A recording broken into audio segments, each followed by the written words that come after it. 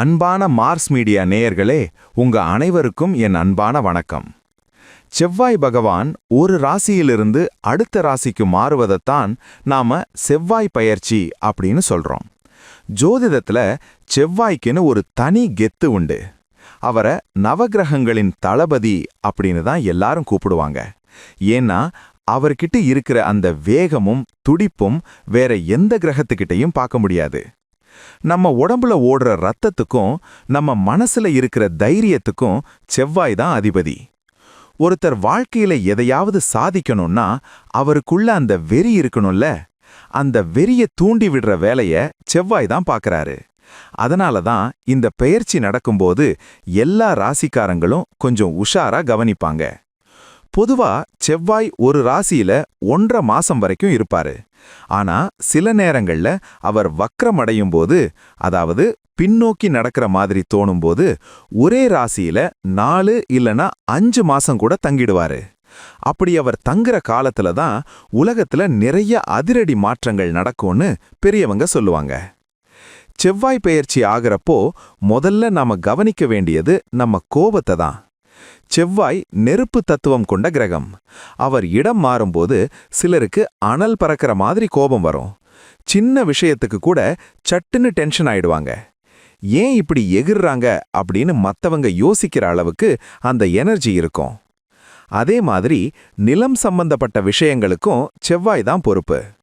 ஒருத்தர் புதுசா வீடு கட்டணும்னாலும் நிலம் வாங்கணும்னாலும் செவ்வாயோட அருள் கண்டிப்பா வேணும். அவரோட பெயர்ச்சி சாதகமாயிருந்த இழுபறியா இருந்த சொத்து விவகாரங்கள் எல்லாம் டக்குன்னு முடிவுக்கு வரும். கை நழுவி போன நிலம் கூட தேடி வரும். சகோதர சகோதரிகளுக்கு இடையில இருக்கிற உறவையும் செவ்வாய் தான் தீர்மானிக்கிறாரு. ஒரு ராசியிலிருந்து இன்னொரு ராசிக்கு அவர் மாறும்போது கூட பிறந்தவங்க கிட்ட சின்ன சின்ன மனஸ்தாபங்கள் வரலாம். இல்லனா தம்பி தங்கச்சிங்களால நமக்கு ஏதோ ஒரு வகையில ஆதாயம் கிடைக்கலாம். இது எல்லாமே செவ்வாய் எந்த வீட்டுக்கு போறாருங்கிறத பொறுத்து தான் இருக்கு. வீரம், விவேகம் இது ரெண்டுமே செவ்வாயோட அடையாளங்கள். இராணுவத்துல இருக்கிறவங்க, போலீஸ் துறையில இருக்கிறவங்க, விளையாட்டு வீரர்கள் இவங்களுக்கெல்லாம் செவ்வாய் பெயர்ச்சி ரொம்ப முக்கியம். அவங்களோட திறமைய வெளிப்படுத்தவும் பதவிகள் கிடைக்கவும் இந்த கிரக மாற்றம் பெரிய அளவுல கை கொடுக்கும். ஆனா செவ்வாய் பெயர்ச்சியில ஒரு சின்ன சிக்கலும் இருக்கு. அவர் ஒரு பாப கிரகம்னு சொல்லப்படுறதால ஒரு சில இடங்கள்ல இருக்கும்போது விபத்துகள் இல்லனா அறுவை சிகிச்சை மாதிரியான விஷயங்களை கொடுக்க வாய்ப்பிருக்கு. அதனால தான் செவ்வாய் பெயர்ச்சி அப்போ வண்டி வாகனங்கள்ல போகும்போது கொஞ்சம் நிதானமா இருக்கணும்னு எச்சரிப்பாங்க. இந்த பெயர்ச்சியால 12 ராசிகளுக்கும் ஒரே மாதிரி பலன் கிடைக்காது. ஒருத்தருக்கு ராஜயோகம் கிடைக்கலாம், இன்னொருத்தருக்கு செலவுகள் எகிரலாம். ஆனா ஒன்னு மட்டும் நிச்சயம், செவ்வாய் பெயர்ச்சி நடக்கும்போது எந்த ராசிக்காரரா இருந்தாலும் சரி அவங்க வாழ்க்கையில ஒரு வேகம் பிறக்கும். மந்தமா இருந்த காரியங்கள் எல்லாம் சூடு பிடிக்க ஆரம்பிக்கும். செவ்வாய்க்கு மங்களன் அப்படின்னு ஒரு பேர் இருக்கு.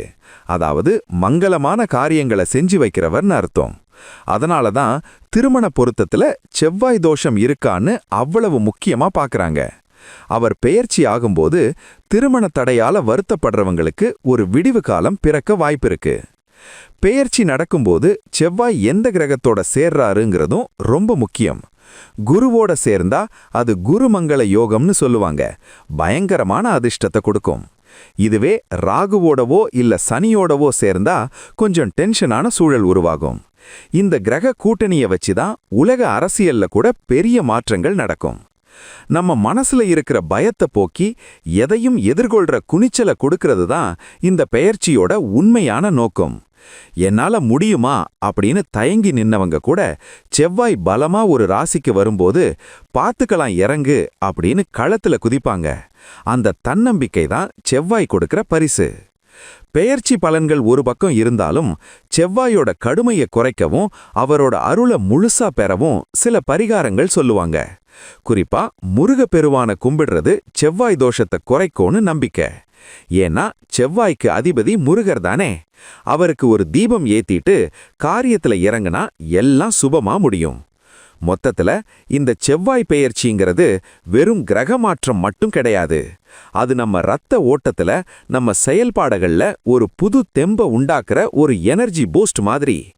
இது யார உச்சத்துக்கு கொண்டு போக போகுது, யார கொஞ்சம் பொறுமையா இருக்க சொல்ல போகுதுங்கிறது தான் இந்த கிரக மாற்றத்தோட சுவாரஸ்யமே.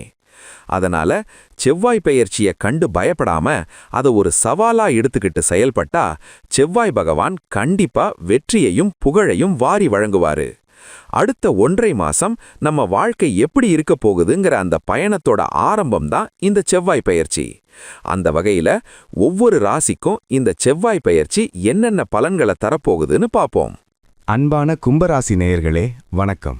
உங்க ராசிக்குள்ளேயே ஒரு அதிரடி நாயகன் நுழைய போறாரு. ஆமாங்க, இதுவரைக்கும் உங்க ராசிக்கு 12ஆம் இடத்துல மறைஞ்சிருந்த செவ்வாய் பகவான் இப்போ நேரா உங்க ராசிக்குள்ளேயே, அதாவது லக்னத்துக்கே வர்றாரு. வர்ற 2026 பிப்ரவரி 23ஆம் தேதி செவ்வாய் பகவான் மகர ராசியிலிருந்து கும்ப ராசிக்கு பெயர்ச்சியாகிறார். கும்பராசிக்கு செவ்வாய் பகவான் 3 மற்றும் 10ஆம் இடங்களுக்கு அதிபதி, அதாவது தைரியம் மற்றும் தொழில் ஸ்தானத்துக்கு உரியவர். உங்க வீட்டுக்கு எஜமானர் சனி பகவான் என்றாலும் உங்க தொழிலை தீர்மானிக்கிறவர் இந்த செவ்வாய் தான். இந்த பெயர்ச்சி உங்களுக்கு எப்படி இருக்க போகுதுன்னு விரிவா பார்ப்போம்.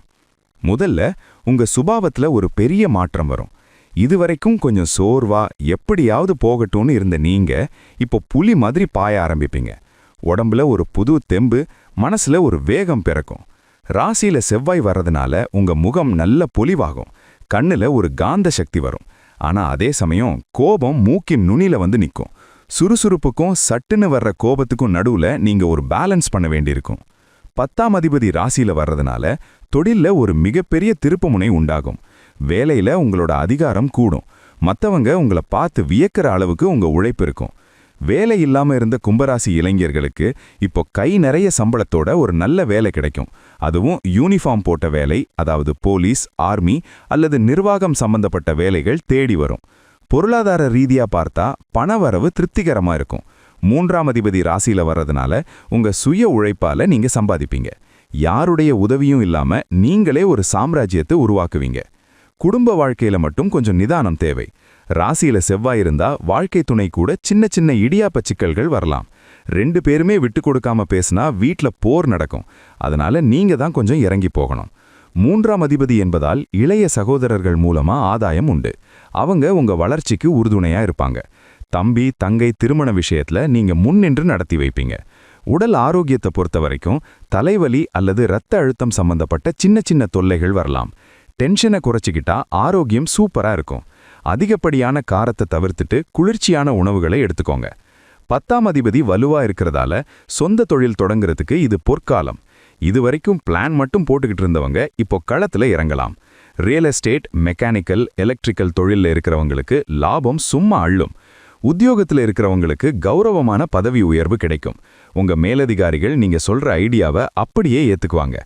ஆபீஸ்ல நீங்க தான் கிங்கா இருப்பீங்க. பயணங்கள் மூலமா அலைச்சல் இருந்தாலும் அது உங்க கௌரவத்தை உயர்த்தும். வெளியூர் பயணங்கள்ல புது புது மனிதர்களோட நட்பு கிடைக்கும். அவங்க மூலமா தொழில் முதலீடுகள் வர வாய்ப்பு இருக்கு.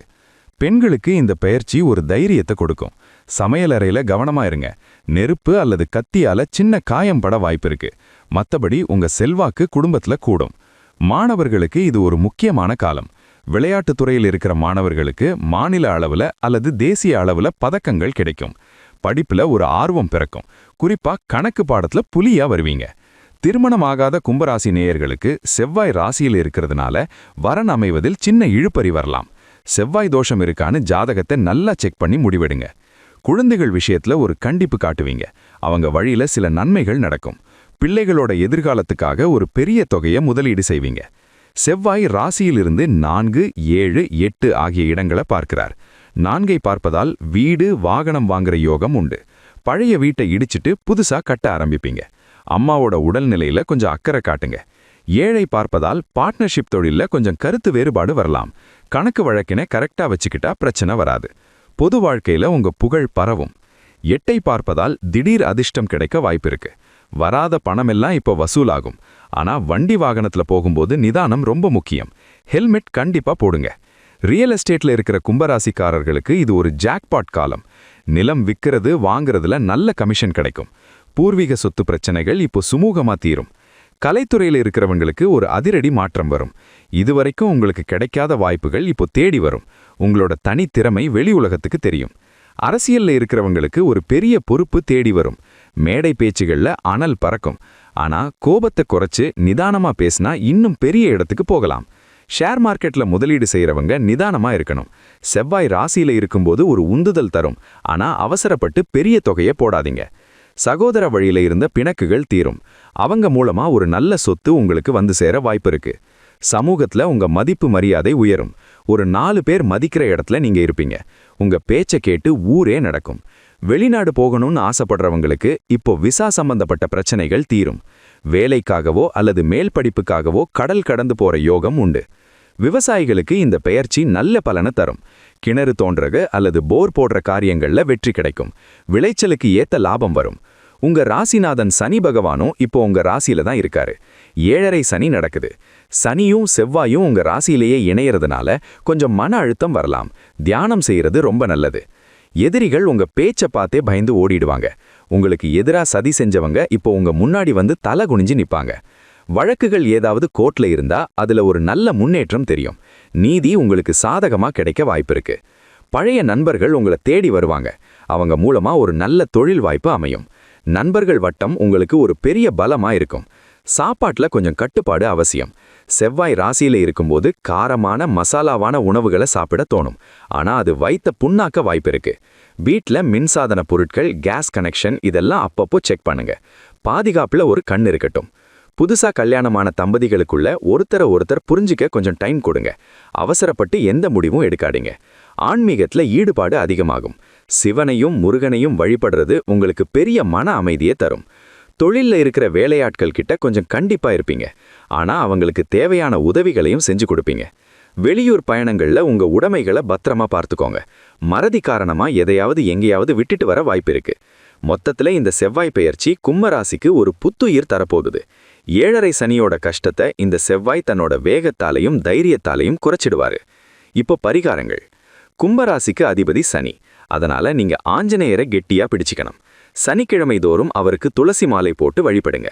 செவ்வாய்க்கிழமை தோறும் முருகப்பெருமானுக்கு செவ்வரளி பூவால அர்ச்சனை பண்ணுங்க. கந்தசஷ்டி கவசம் தினமும் கேளுங்க. முடிஞ்சா செவ்வாய்க்கிழமை ராகு காலத்துல துர்க்கை அம்மனுக்கு எலுமிச்சை விளக்கு ஏற்றுங்க. இது உங்களுக்கு வரக்கூடிய தடைகளை நீக்கும். தினமும் காலையில சூரிய நமஸ்காரம் செய்யுங்க. இது உங்க உடம்புல இருக்கிற சோம்பலை நீக்கி பாசிட்டிவ் எனர்ஜியை கொடுக்கும். ஏழை எளியவர்களுக்கு இரத்த தானம் செய்யுங்க அல்லது மருத்துவ உதவி செய்யுங்க. இது செவ்வாய்க்கு ரொம்ப பிடிச்ச பரிகாரம். சிவப்பு நிற ஆடைய செவ்வாய்க்கிழமை அன்னைக்கு பயன்படுத்துறது உங்களுக்கு ஒரு தன்னம்பிக்கையை தரும். நல்லதே நடக்கும். தைரியமா களத்துல இறங்குங்க கும்பராசி நேயர்களே.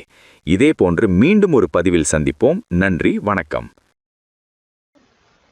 இந்த சேனல் உங்களுக்கு பிடிச்சிருந்தா மறக்காம சப்ஸ்கிரைப் பண்ணுங்க, ஷேர் பண்ணுங்க, லைக் பண்ணுங்க, கமெண்ட் பண்ணுங்க.